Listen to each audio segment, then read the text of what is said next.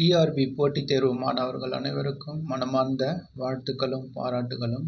நாம் இந்த வகுப்பில் பிஇஓ தேர்வுக்கான கான்ஸ்டிடியூஷனல் டெவலப்மெண்ட் என்ற தலைப்பில் அமெண்ட்மெண்ட் ஆஃப் த கான்ஸ்டிடியூஷன், அதாவது அரசியலமைப்பின் சட்ட திருத்தங்கள் என்பதை பற்றிய விவரங்களை பார்க்கலாம். நண்பர்களே, நாம் சில மாதங்களாக கான்ஸ்டிடியூஷனல் டெவலப்மெண்ட் என்ற தலைப்பை பார்த்து வருகிறோம். அதாவது உங்களுடைய பிஇஓ தேர்வுக்கான பாடத்திட்டத்தில் கொடுக்கப்பட்டுள்ள யூனிட் 5 உள்ள அரசியலமைப்பு வளர்ச்சி என்ற தலைப்பை பார்த்து வருகிறோம். அதனுடைய தொடர்ச்சியாக இன்று அரசியலமைப்பு சட்ட திருத்தங்கள், அதாவது முக்கியமான சட்ட திருத்தங்களை பற்றி பார்க்கலாம். நண்பர்களே, இந்த வகுப்போடு இந்த கான்ஸ்டிடியூஷனல் டெவலப்மெண்ட் என்ற பகுதியானது நிறைவடைகிறது.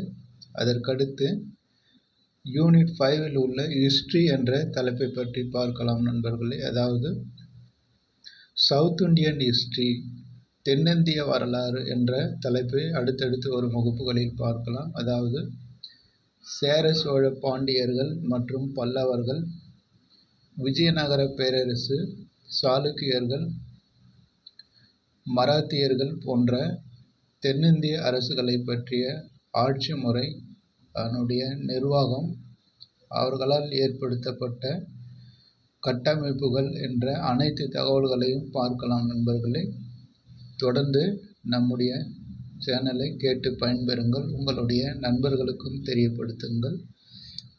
இந்த வகுப்போடு கான்ஸ்டிடியூஷனல் டெவலப்மெண்ட் என்பது முடிகிறது. நண்பர்களே, அதாவது அரசியலமைப்பு வளர்ச்சி என்ற தலைப்பானது முடிவடைகிறது. அதற்கடுத்து ஹிஸ்ட்ரி பகுதியானது ஆரம்பிக்கும். தென்னிந்திய வரலாறு என்பதிலிருந்து ஆரம்பிக்கலாம். நண்பர்களே, இந்த வகுப்பில் அமெண்ட்மெண்ட் ஆஃப் த கான்ஸ்டிடியூஷன் என்பதை பற்றி பார்க்கலாம். நண்பர்களே, அதாவது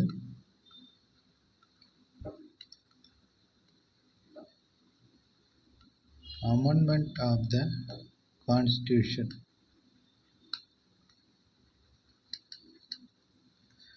அரசியலமைப்பு சட்ட திருத்தம்.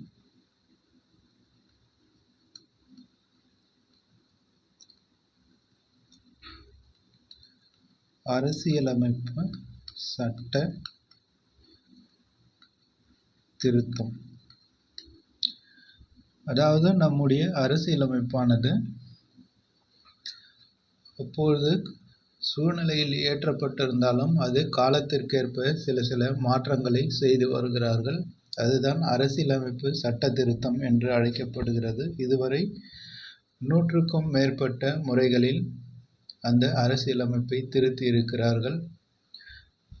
அதுதான் இந்த அரசியலமைப்பு சட்ட திருத்தம் என அழைக்கப்படுகிறது. அதில் தேர்வுக்கு கேட்கக்கூடிய முக்கியமான சட்ட திருத்தங்களை நாம் பார்க்கலாம். நண்பர்களே, அதாவது உங்களுக்கு இன்னும் புரியும்படி சொல்ல வேண்டுமானால், ஏற்கனவே எழுதப்பட்ட அரசியலமைப்பு சட்ட திருத்தத்தில் காலத்தின் தேவைக்கேற்ப சில புதிய மாற்றங்களை கொண்டு வருதல் தான் இந்த அரசியலமைப்பு சட்ட திருத்தம் என அழைக்கப்படுகிறது. அப்படி கொண்டு வரப்பட்ட முக்கியமான சட்ட திருத்தங்களை நாம் இந்த வகுப்பில் பார்க்கலாம். அதிலிருந்து தான் கேள்விகள் கேட்கிறார்கள்.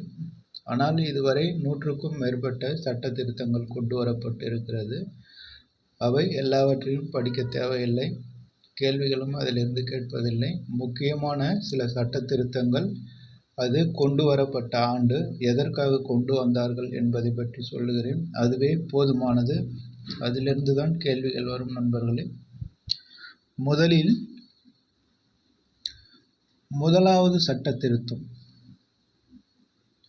அதாவது ஃபர்ஸ்ட் கான்ஸ்டிடியூஷனல் அமெண்ட்மெண்ட் ஆக்ட், முதலாவது அரசியலமைப்பு சட்ட திருத்தம் 1951ஆம் ஆண்டு கொண்டு வரப்பட்டது. எதற்காக என்று பார்த்தால், லேண்ட்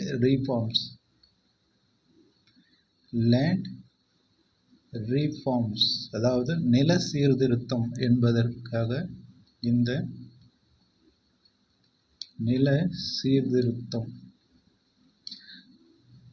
சீர்திருத்தம் செய்வதற்காக இந்த முதலாவது அரசியலமைப்பு சட்ட திருத்தம் கொண்டு வரப்பட்டு இருக்கிறது. நண்பர்களே, கொண்டு வரப்பட்ட ஆண்டு 1951. அதாவது இதற்கு முன்பாக இந்தியாவில் நிலம் சீர்திருத்தத்தை பற்றிய ஒரு வரையறை இல்லாமல் இருந்தது. அதாவது ஒரு சில நபர்களே பல 100 ஏக்கர் நிலங்களை வைத்து கொண்டிருந்தார்கள். ஆனால் நில சீர்திருத்தத்தின்படி அவர்களுக்கு குறிப்பிட்ட அளவில் தான் நிலம் வைத்திருக்க வேண்டும் என்ற ஒரு இலக்கு நிர்ணயிக்கப்பட்டது. அதற்காக கொண்டு வரப்பட்டது தான் இந்த நில சீர்திருத்தம். அதற்கடுத்து முக்கியமான சட்ட திருத்தம் 7வது சட்ட திருத்தம். இதற்கு இடையில் இருப்பதெல்லாம் தேவையில்லை நண்பர்களே. அதை பற்றி இதுவரை கேள்விகள் கேட்பதும் இல்லை. அதனால் முக்கியமானதை மற்றும் நாம் பார்க்கலாம்.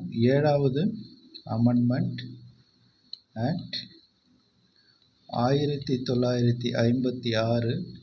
இது எதற்காக கொண்டு வரப்பட்டதுன்னா ஸ்டேட் ரீஆர்கனைசேஷன், அதாவது மாநில மறுசீரமைப்பு. இந்த சட்ட திருத்தத்தை ஏற்கனவே நாம் பார்த்திருக்கிறோம் நண்பர்களே. உங்களுக்கு நினைவிருந்தால் பாருங்கள். அதாவது ஸ்டேட் ஃபார்மேஷன் இந்தியா என்ற தலைப்பில், அதாவது இந்தியாவில் மாநிலங்கள் உருவாக்கம் என்ற தலைப்பை பார்த்திருக்கிறோம். அந்த தலைப்பில் இந்த சட்ட திருத்தத்தை பற்றி நான் தெளிவாக சொல்லியிருக்கிறேன். அதாவது 7வது கான்ஸ்டிடியூஷனல் அமெண்ட்மெண்ட் ஆக்ட் 1956. இது மாநில மறுசீரமைப்பை பற்றி கூறுகிறது. இந்த சட்ட திருத்தம் இன்னும் சில விவரங்களையும் சொல்லுகிறது நண்பர்களே. அது ஏற்கனவே சொல்லியிருக்கிறேன், இருந்தாலும் உங்களுக்காக கூடுதல் தகவலாக சொல்லுகிறேன். 7வது சட்ட திருத்தம் 1956 படி ஒரு ஆளுநர் 2க்கு மேற்பட்ட மாநிலங்களை கூடுதலாக கவனிக்கலாம். அதாவது ஒரு ஆளுநர் 2க்கு மேற்பட்ட மாநிலங்களுக்கு ஆளுநராக செயல்படலாம் என்ற அதிகாரமும் இந்த 7வது சட்ட திருத்தத்தின்படி தான் கொண்டு வரப்பட்டது. அதற்கடுத்து 8வது சட்ட திருத்தத்தை பார்க்கலாம் நண்பர்களே.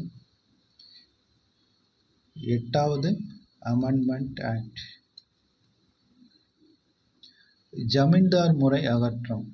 அதாவது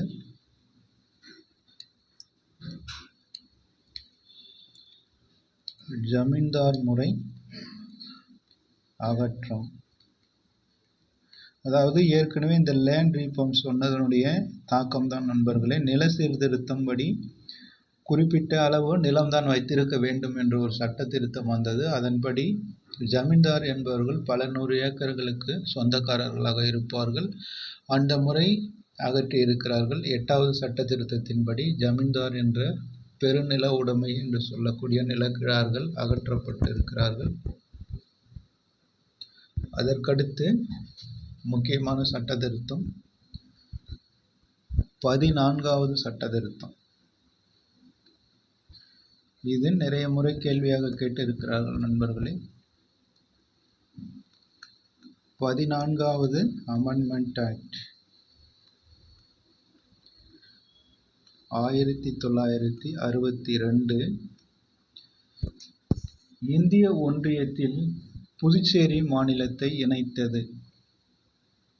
அதாவது புதுச்சேரி இணைப்பு,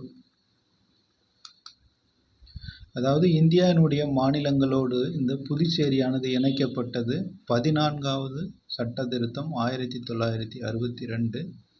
அதற்கு முன்பாக இது பிரெஞ்சினுடைய ஆட்சி அதிகாரத்தின் கீழ் இருந்தது நண்பர்களே. ஏனென்றால் பிரெஞ்சுக்காரர்கள் முதலில் புதுச்சேரியில் தான் குடியேறினார்கள். அவர்கள் 1954 வரை சுதந்திரத்துக்கு பிறகும் புதுச்சேரியானது பிரெஞ்சுக்காரர்களின் கட்டுப்பாட்டில் இருந்தது. அதன் பிறகு இந்த 14வது சட்ட திருத்தத்தின்படி தான் புதுச்சேரியானது இந்திய மாநிலங்களோடு இணைக்கப்பட்டது. இது ஏற்கனவே கேட்கப்பட்ட கேள்வி. அதற்கடுத்து 15வது சட்ட திருத்தம் 15வது அமெண்ட்மெண்ட் ஆக்ட் 1963 உயர் நீதிமன்றங்களின் நீதிபதிகளின் ஓய்வு பெறும் வயது 60லிருந்து 62ஆக உயர்த்தியிருக்கிறார்கள் நண்பர்களே. அதாவது 60ல் இருந்து 62ஆக உயர்த்தப்பட்டது. அதாவது ஹைகோர்ட் ஜட்ஜ் ஏஜ் இன்க்ரீஸ்டு. உயர்நீதிமன்றங்களின் நீதிபதிகளின் வயது, அதாவது ஓய்வு பெறும் வயது 60ல் இருந்து 62ஆக உயர்த்தப்பட்டது. 15வது சட்ட திருத்தம். அதற்கடுத்து முக்கியமானது 18வது சட்ட திருத்தம் 1966. இதன்படி ஒரு புதிய மாநிலத்தை உருவாக்கலாம், அல்லது ஒரு யூனியன் பிரதேசத்தை உருவாக்கலாம், அல்லது ஏற்கனவே இருக்கக்கூடிய ஒரு மாநிலத்தின் நிலப்பரப்பை, அதாவது எல்லையை விரிவாக்கம் செய்யலாம் அல்லது குறைக்கலாம். இப்படி பல வகையான உபயோகங்களுக்காக இந்த சட்ட திருத்தம் கொண்டு வரப்பட்டது. முக்கியமாக ஒரு புதிய மாநிலத்தை உருவாக்குதல், ஒரு புதிய மாநிலத்தை உருவாக்குதல். இப்போ ஜம்மு அண்ட் காஷ்மீர் மாநிலத்தை இரண்டாக பிரித்து ஜம்மு காஷ்மீர் மற்றும் லடாக் என்ற 2 யூனியன் பிரதேசமாக உருவாக்கி இருக்கிறார்கள் நண்பர்களே. அதற்கான வழிவகை செய்த சட்ட திருத்தம் 18வது அமெண்ட்மெண்ட் ஆக்ட் 1966. அதாவது புதுசாக ஒரு மாநிலத்தை கிரியேட் பண்ணலாம், அல்லது ஒரு யூனியன் பிரதேசத்தை உருவாக்கலாம். அப்படி இல்லைன்னா ஒரு மாநிலத்தினுடைய எல்லையை அதிகப்படுத்தலாம் அல்லது குறைக்கலாம். இப்படி 4 வகையான உபயோகங்களுக்காக இந்த 18வது சட்ட திருத்தம் கொண்டு வந்திருக்கிறார்கள். அதன் அடிப்படையில் தான் ஜம்மு காஷ்மீர் மாநிலமானது 2ஆக பிரிக்கப்பட்டு ஜம்மு காஷ்மீர் மற்றும் லடாக் என்ற 2 யூனியன் பிரதேசமாக உருவாக்கி இருக்கிறார்கள். அதற்கடுத்து முக்கியமானது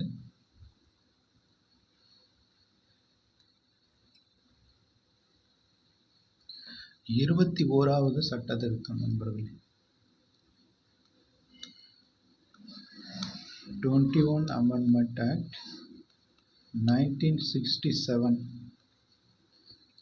அதாவது நம்முடைய அலுவலக மொழி அட்டவணையில் சிந்தி லாங்குவேஜ், அதாவது சிந்தி என்று சொல்லக்கூடிய லாங்குவேஜ் ஆனது 15வது மொழியாக சேர்க்கப்பட்டது.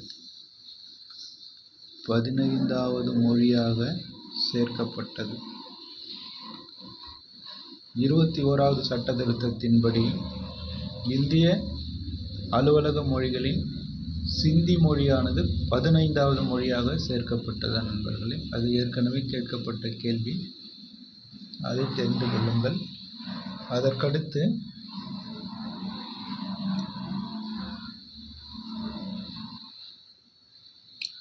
22வது சட்ட திருத்தம். 22வது சட்ட திருத்தம் 1969. அசாம் மாநிலத்திலிருந்து மேகாலயா மாநிலத்தை உருவாக்குதல். அதாவது அசாம் மாநிலத்திலிருந்து மேகாலயா மாநிலத்தை உருவாக்குதல் 22வது சட்ட திருத்தம். அதற்கடுத்து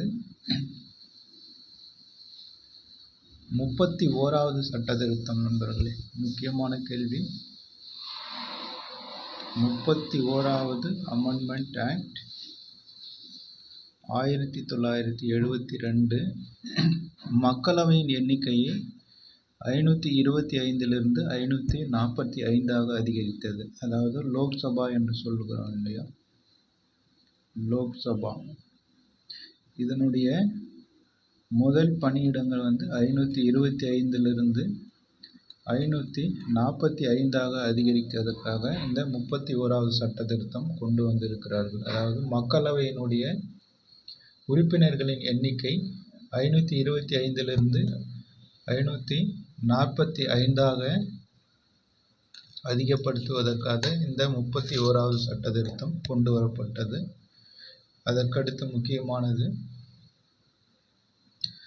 மிக மிக முக்கியமான நண்பர்களே, இந்த கேள்வி இல்லாத வினாத்தாளே வராது என்று சொல்லலாம். அவ்வளவு முக்கியமான கேள்வி. 42வது சட்ட திருத்தம். கடைசியாக நடந்த குரூப் 4 தேர்விலும் இதை பற்றி கேள்விகள் கேட்டிருந்தார்கள். அதாவது எந்த தேர்வு நடந்தாலும் இதிலிருந்து கேள்விகள் வராமல் இருக்காது நண்பர்களே. அவ்வளவு முக்கியமான சட்ட திருத்தம் 42வது சட்ட திருத்தம். அதனால்தான் இது சிறு அரசியலமைப்பு என்று அழைக்கப்படுகிறது. இதுவும் கேள்வியாக கேட்டிருக்கிறார்கள். 42வது சட்ட திருத்தம் 1976. இது சிறு அரசியலமைப்பு நண்பர்களே.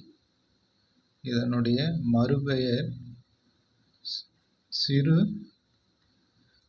அரசியலமைப்பு, அதாவது ஸ்மால் கான்ஸ்டிடியூஷன் என்று இதை அழைப்பார்கள்.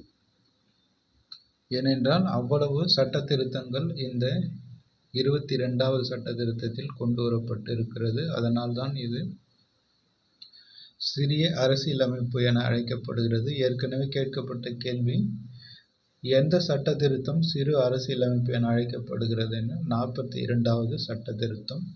அதற்கடுத்து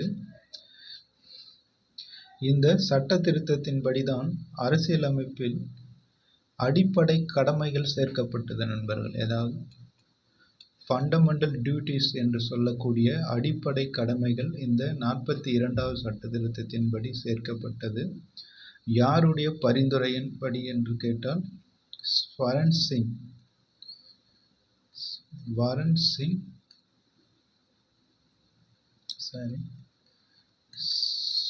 சிங் கமிட்டியின் அடிப்படையில் இந்த அடிப்படை கடமைகளானது 42வது சட்ட திருத்தத்தின்படி சேர்க்கப்பட்டது நண்பர்களே. குரூப் 2வில் கேட்கப்பட்ட கேள்வி இதுதான். யாருடைய பரிந்துரையின்படி அடிப்படை கடமைகள் சேர்க்கப்பட்டது என்று கேட்டார்கள். ஸ்வரன் சிங் அவர்களுடைய பரிந்துரையின் அடிப்படையில் அடிப்படை கடமைகள் 42வது சட்ட திருத்தத்தில் சேர்க்கப்பட்டது. அதற்கடுத்து மதச்சார்பற்ற, ஒருமைப்பாடு, சமதர்மம் என்ற 3 வார்த்தைகளும் அரசியலமைப்பு சட்டத்தில் புதிதாக சேர்க்கப்பட்டது. அதாவது செக்குலர், இன்டகிரிட்டி, ஈக்குவாலிட்டி. மதச்சார்பற்ற, ஒருமைப்பாடு, சமதர்ம என்ற 3 புதிய வார்த்தைகள் இந்திய அரசியலமைப்பு சட்டத்தில் இந்த சட்ட திருத்தத்தின்படி சேர்க்கப்பட்டது நண்பர்களே. அதனால்தான் இது முக்கியமான சட்ட திருத்தமாக கருதப்படுகிறது. அதற்கடுத்து 44வது சட்ட திருத்தம். 44வது சட்ட திருத்தம் 1978. இதன்படி சொத்துரிமையானது அரசியலமைப்பு சட்டத்திலிருந்து நீக்கப்பட்டது நண்பர்கள். இதுவும் முக்கியமான கேள்வி. சொத்துரிமை நீக்கம், அதாவது சொத்துரிமையானது அரசியல் உரிமையிலிருந்து நீக்கப்பட்டுவிட்டது. 44வது சட்ட திருத்தத்தின்படி சொத்துரிமையானது அரசியலமைப்பு சட்டத்தில் நீக்கப்பட்டு சாதாரண உரிமையாக வைத்திருக்கிறார்கள். அதுபோக இந்த சட்ட திருத்தத்தின் இன்னொரு சிறப்பம்சம், ஆயுத கிளர்ச்சி என்பது உள்நாட்டு கலவரம் என்று மாற்றி இருக்கிறார்கள் நண்பர்கள். அதாவது ஆயுத கிளர்ச்சி என்பது உள்நாட்டு கலவரம் என்று மாற்றப்பட்டதும் இந்த 44வது சட்ட திருத்தம் தான். சென்ற வகுப்பில் நான் ஏற்கனவே சொல்லியிருக்கிறேன் நண்பர்களே. எமர்ஜென்சி ப்ரொவிஷன் என்ற வகுப்பில் இதை தெளிவாக சொல்லியிருப்பேன், பாருங்கள். அதாவது ஆயுத கிளர்ச்சி உள்நாட்டு கலவரம் என இந்த சட்ட திருத்தத்தின்படி மாற்றப்பட்டிருக்கிறது. அதுபோக சொத்துரிமையானதும் இந்த 44வது சட்ட திருத்தத்தின்படி நீக்கப்பட்டிருக்கிறது. இந்த 44வது சட்ட திருத்தமும் முக்கியமானது. அதற்கடுத்து இன்னொரு முக்கியமான சட்ட திருத்தம் 52வது சட்ட திருத்தம். அதாவது கட்சி தாவல் தடை சட்டம், ஆன்டி டிஃபெக்ஷன் லா. 52வது amendment act 1985, anti defection law. Anti defection law அதாவது தமிழில் கட்சி தாவல் தடை சட்டம். இந்த 52வது சட்ட திருத்தத்தின்படி கொண்டு வரப்பட்டது நண்பர்களே. இது வேறொன்றுமில்லை, ஒரு கட்சியிலிருந்து இன்னொரு கட்சிக்கு உறுப்பினர்கள் மாறிவிட்டார்கள், அவர்கள் ஏற்கனவே வெற்றி பெற்றது செல்லாது என்ற ஒரு சிறப்பம்சத்தை கொண்டு வந்தப்பட்ட சட்ட திருத்தம் தான் இது. 52வது சட்ட திருத்தம், ஆன்டி டிஃபெக்ஷன் லா, அதாவது கட்சி தாவல் தடை சட்டம். உங்களுக்கு இன்னும் புரியும்படியாக சொல்ல வேண்டுமானால், உதாரணத்துக்கு நம்முடைய தமிழ்நாட்டில் மதிப்பிற்குரிய முன்னாள் முதல்வர் ஜெயலலிதா அவர்கள் இறந்த பிறகு அதிமுகவானது இரண்டாக பிரிந்தது. அதில் ஓபிஎஸ் ஒரு அணியாகவும் இபிஎஸ் ஒரு அணியாகவும் இருந்தார்கள். இப்படி இரண்டாக பிரிந்தது. இவர்கள் வேறு ஏதேனும் அரசியல் கட்சிகளில் சேர்ந்திருந்தால் இவர்கள்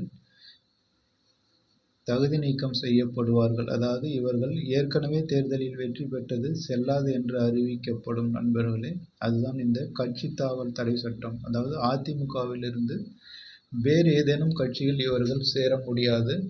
அப்படி சேர்ந்தார்களானால் அவர்களுடைய தேர்தலில் பெற்ற வெற்றியானது செல்லாது என்று அறிவிக்கப்பட்டுவிடும்.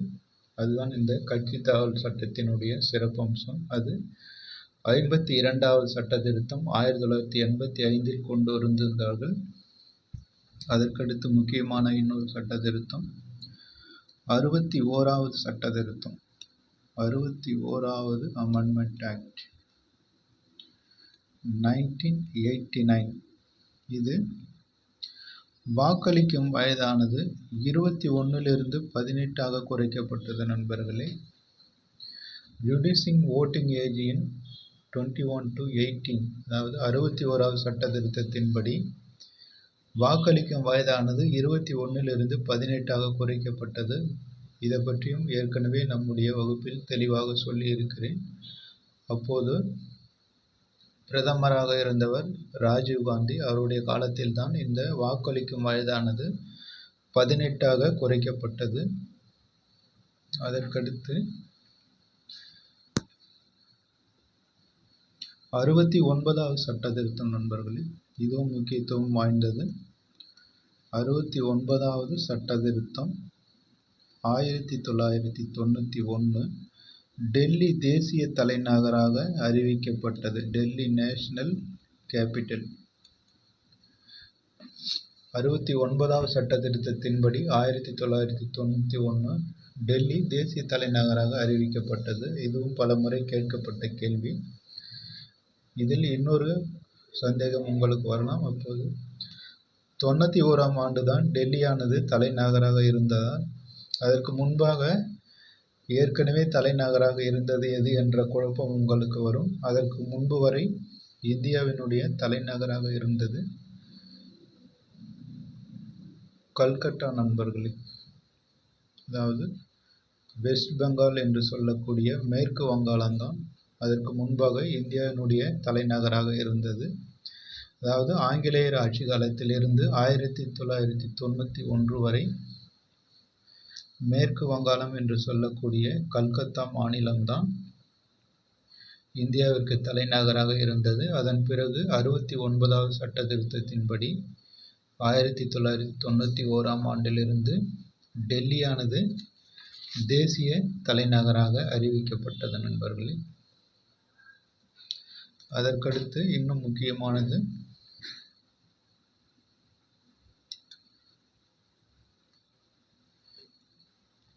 73வது சட்ட திருத்தம் 1992 கிராம பஞ்சாயத்து பற்றி கூறுகிறது.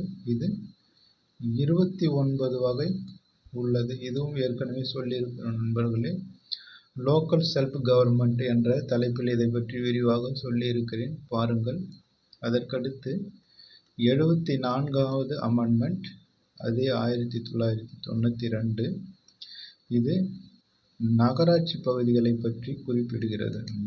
நகராட்சிகள், இதில் 18 வகையான விவரங்கள் இதில் அடங்கப்பட்டிருக்கிறது. இரண்டும் முக்கியமானது. அதற்கடுத்து 76வது அமெண்ட்மெண்ட் 1994,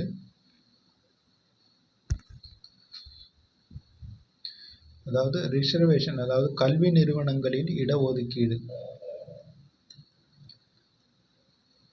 கல்வி நிறுவனங்களில் இடஒதுக்கீடு குறிப்பாக சொல்ல வேண்டுமானால் 69% கல்வி நிறுவனங்களில் இடஒதுக்கீடு வழங்கியது இந்த 76வது சட்ட திருத்தம்.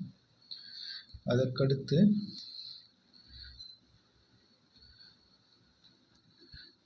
நீங்கள் எல்லோரும் ஆவலாக எதிர்பார்க்கக்கூடிய ஒரு சட்ட திருத்தம் 2000வது கொண்டு வரப்பட்டது. அதாவது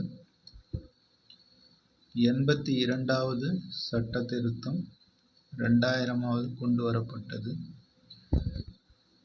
எந்த ஒரு தேர்விலும் தகுதி மதிப்பெண்களில் தளர்வு ஏற்படுத்துதல், அதாவது ஒரு தேர்வில் தேர்ச்சி பெறக்கூடிய மதிப்பெண்களை குறைப்பது நண்பர்களே. உதாரணமாக உங்களுக்கு சொல்ல வேண்டுமானால், டெட் தேர்வில் முதலில் 90 மதிப்பெண்கள் என்று வைத்திருந்தார்கள். அதன் பிறகு இப்பொழுது 82 என்று வைத்திருக்கிறார்கள். இன்னும் மாணவர்கள் எதிர்பார்க்கிறார்கள், அதாவது 60 அல்லது 75ஆக குறைப்பார்களா என்று எதிர்பார்க்கிறார்கள். இந்த ஒரு சட்ட திருத்தம் தான் உங்களுக்கு போட்டித் தேர்வுகளில் தேர்ச்சி மதிப்பெண்களை குறைப்பதற்கு வழிவகை செய்கிறது. அதாவது 82வது சட்ட திருத்தம் எந்த ஒரு தேர்விலும் தேர்ச்சி பெறக்கூடிய மதிப்பெண்களை குறைத்தல் அல்லது தளர்வு செய்தல் இந்த சட்ட திருத்தம் ஆகும் நண்பர்களே. அதற்கடுத்து 86வது சட்ட திருத்தம்.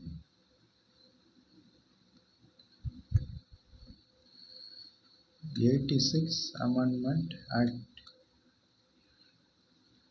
2002. ஆரம்ப கல்வியானது அடிப்படை உரிமையாக ஆக்கியது நண்பர்களே. அதாவது 6 முதல் 14 வயது வரை உள்ள குழந்தைகளுக்கு இலவச கட்டாய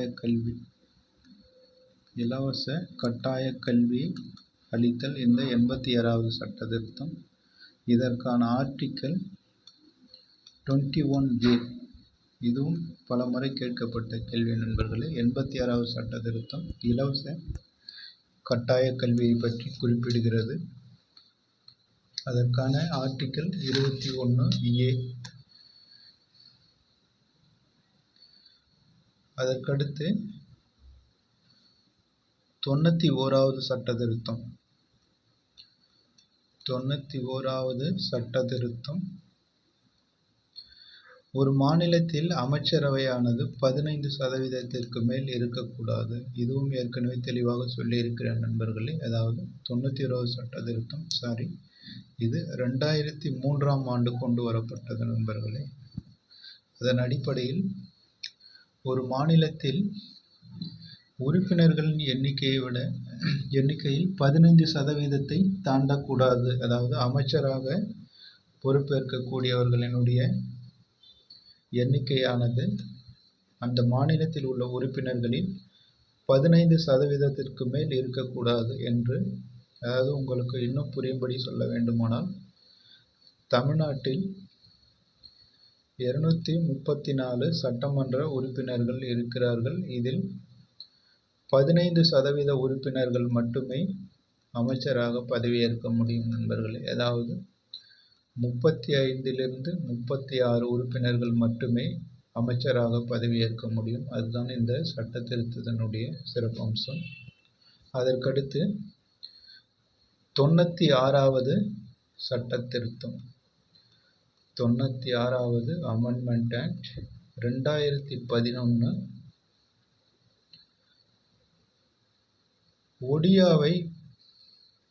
ஒடியா என மாற்றியது நண்பர்களே. அதாவது அதற்கு முன்பு ஒடிசா மாநிலத்தில் பேசக்கூடிய மொழியானது ஒடியா என்று இருந்தது. இந்த 96வது சட்ட திருத்தத்தின்படி அதை ஒரியா என மாற்றிவிட்டார்கள். இதுவும் சில முறை கேட்கப்பட்ட கேள்வி. அதாவது 96வது சட்ட திருத்தம் 2011 படி ஒடியா என்பது ஒரியா என மாறியது நண்பர்களே. அதாவது டி ஆனது ரீயாக மாறி இருக்கிறது. அது 2011. அதற்கடுத்து 97வது சட்ட திருத்தம் கூட்டுறவு சங்கங்கள், அதாவது 97வது சட்ட திருத்தம் அதே ஆண்டு கொண்டு வரப்பட்டது. கூட்டுறவு சொசைட்டி என்று சொல்லக்கூடிய கோஆபரேட்டிவ் சொசைட்டி என்று சொல்லக்கூடிய கூட்டுறவு சங்கங்களை பற்றி கொண்டு வரப்பட்டது 97வது சட்ட திருத்தம். அதற்கடுத்து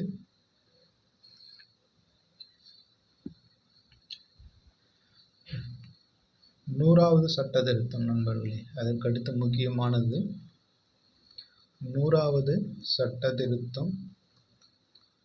இது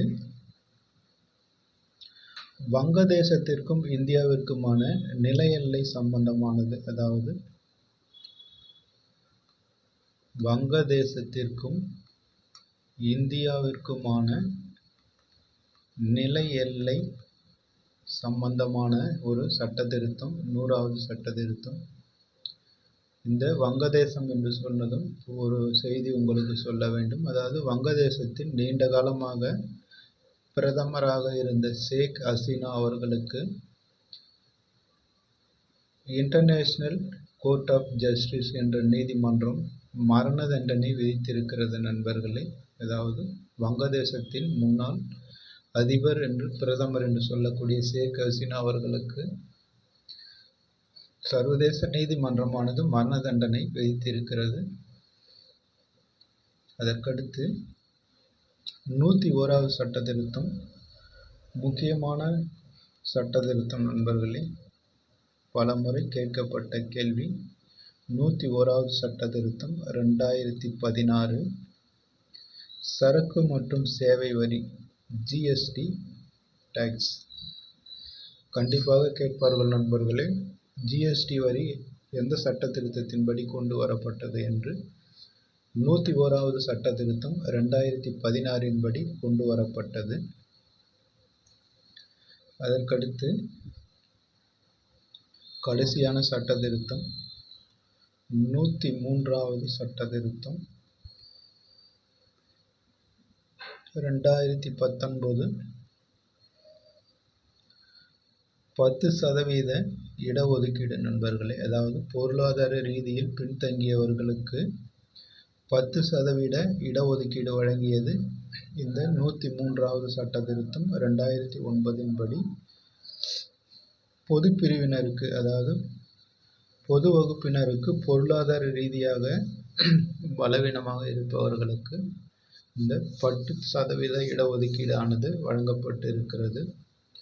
இதோடு தான் இந்த கடைசி சட்ட திருத்தம் நண்பர்களே. இதற்கு பிறகும் நிறைய சட்ட மசோதாக்கள் அறிமுகப்படுத்தி இருக்கிறார்கள். ஆனால் அது சட்டமாக இன்னும் அங்கீகரிக்கப்படவில்லை. அது சட்டமாக அங்கீகரிக்கப்படும் வேளையில் அடுத்தடுத்து வருகிற வகுப்புகளில் நாம் கூடுதலாக அந்த தகவல்களை சொல்லலாம். இவ்வளவுதான் நண்பர்களே இதுவரை அதிகாரப்பூர்வமாக ஏற்படுத்தப்பட்ட சட்ட திருத்தங்கள். அதாவது 1லிருந்து 103 வரை தான் இப்போது அதிகாரப்பூர்வமாக கொடுத்திருக்கிறார்கள். மீதி வரும் காலங்களில் உங்களுக்கு தெரிவிக்கப்படும். இதிலிருந்து கண்டிப்பாக 1 அல்லது 2 கேள்விகள் அனைத்து தேர்வுகளிலும் வரும் நண்பர்களே. அதாவது எந்த சட்ட திருத்தம் எப்போது கொண்டு வரப்பட்டது என்றும் எதற்காக கொண்டு வரப்பட்டது என்றும் கேட்பார்கள். இதை தாண்டி வேறு கேள்விகள் கேட்பதற்கு வாய்ப்பில்லை நண்பர்களே. மற்றவற்றை படிக்க தேவையில்லை. நான் சொல்லியிருக்கிற இதை மட்டும் படித்தாலே போதுமானது. நிச்சயமாக இதிலிருந்து 1 அல்லது 2 கேள்விகள் வரும். இதை தெளிவாக படித்து புரிந்து கொள்ளுங்கள். அதற்கடுத்து நம்முடைய அகாடமியில் பிஇஓ தேர்வுக்கான மாதிரி தேர்வுகள் வினாத்தாள் மற்றும் விடைகளுடன் தயாரிக்கப்பட்டிருக்கிறது நண்பர்களே. தேவையானவர்கள் இதை பெற்றுக்கொள்ளலாம். 9443722459 என்ற நம்பருக்கு ஜஸ்ட் ஒரு ₹500 டைப்பிங் காஸ்ட் மட்டும் நண்பர்களே. அதாவது இது டைப்ரைட்டிங் இன்ஸ்டிடியூட்டில் கொடுத்து டைப் செய்யப்பட்டது. அதற்காக மட்டும்தான் இது அவர்களுக்கு தர வேண்டும். இந்த ₹500 நம்பருக்கு ஜிபே செலுத்தி பெற்றுக்கொள்ளுங்கள். அது உங்களுக்கு நிறைய மதிப்பெண்கள் எடுப்பதற்கு உதவும் நண்பர்களே. இதோடு இந்த அரசியல் அமைப்பு வளர்ச்சி என்ற தலைப்பானது முடிகிறது நண்பர்களே. அதற்கடுத்து சவுத் இந்தியன் ஹிஸ்டரி என்பதை பற்றி பார்க்கலாம். அதாவது இதுவரை 30க்கும் மேற்பட்ட வகுப்புகள் நடத்தி முடித்திருக்கிறோம். இதோடு இந்த கான்ஸ்டியூஷன் டெவலப்மெண்ட் முடிகிறது நண்பர்களே. அடுத்து வரும் வகுப்புகளில் ஹிஸ்டரி என்ற தலைப்பானது ஆரம்பிக்க இருக்கிறது. முக்கியமாக ஹிஸ்டரி, அதற்கடுத்து ஐஎன்எம் இந்திய தேசிய இயக்கம், இந்தியன் நேஷனல் மூவ்மெண்ட் என்ற பகுதி ஆரம்பிக்கும். இதில் முக்கியமாக சவுத் இந்தியன் ஹிஸ்டரி என்று முக்கியமான தலைப்பு நண்பர்களை அதை பார்க்கலாம். இதோடு இந்த வகுப்பை முடித்துக் கொள்ளலாம் நண்பர்களே. அடுத்து வரும் வகுப்புகளை பார்க்கலாம். நீங்கள் அனைவரும் போட்டித் தேர்வில் வெற்றி பெற வேண்டும் என்று மனமாற வாழ்த்துகிறேன். நன்றி நண்பர்களே. மீண்டும் சந்திப்போம்.